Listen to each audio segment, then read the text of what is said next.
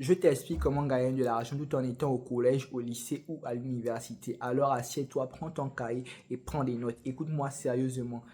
Une des choses que tu dois savoir, c'est que ce n'est pas parce que tu es au lycée, ce n'est pas parce que tu es au collège, ce n'est pas parce que tu es à la fac, à l'université, dans une académie que tu ne peux pas gagner de l'argent en parallèle.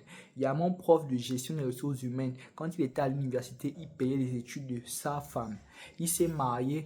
Il s'est marié alors qu'il n'avait même pas encore le travail qu'il a aujourd'hui. C'est avec ces business-là qu'il s'est marié. Et aujourd'hui, ce sont toujours ces mêmes business-là qui le permettent de faire certaines choses qu'il a envie de faire.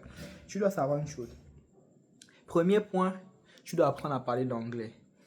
Peut-être même pas l'anglais, mais tu dois apprendre à parler plusieurs langues. Une chose que beaucoup d'entre nous négligeons le fait d'apprendre à parler plusieurs langues. L'anglais est une langue véritablement importante. Le commerce international se fait en anglais.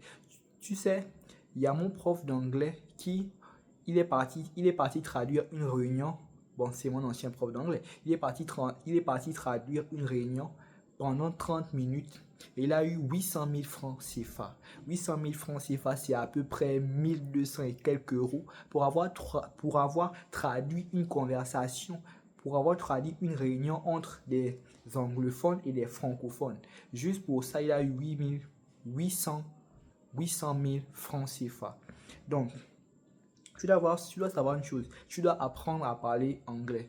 Peu importe ce que tu vas dire, tu dois apprendre à parler anglais. Je suis choqué, il y a des gens qui font des séries linguistiques, mais malheureusement, ils ne maîtrisent même pas les langues. Comment est-ce que tu es un élève, par exemple, de terminale, tu as des connaissances, mais tu ne mets pas ça à profit. Donne les cours aux élèves du primaire. Tu dois donner les cours aux élèves du primaire. Comme deuxième point, tu dois donner les cours du soir. Comme moi, par exemple, je donne les cours du soir. Quand ma vie va me piquer, je vais ouvrir un prépa-bac et je vais facturer ça cher.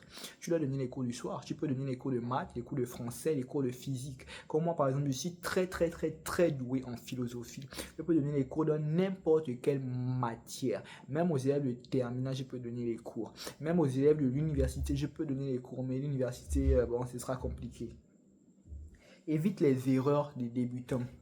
Quand on débute souvent dans ce domaine-là, on a tendance à baisser les prix, à se dévaloriser, à ne pas véritablement fixer les prix à la hauteur de notre talent. Mais j'ai compris que c'est dégradant pour nous-mêmes en fait et pour notre image. Comme par exemple avant, je donnais toutes les matières à un prix réduit et je faisais les cours à domicile, je me suis rendu compte que j'étais perdant. C'est un business, même si tu n'es pas sur le banc de l'école, si tu as de la connaissance, si à l'intérieur c'est gonflé, si à l'intérieur c'est musclé, si véritablement c'est solidement travaillé à l'intérieur, que tu as des connaissances, ce n'est pas facile que tu sois pauvre, ce n'est pas facile que tu n'aies pas l'argent parce que tes connaissances vont te permettre d'avoir de l'argent.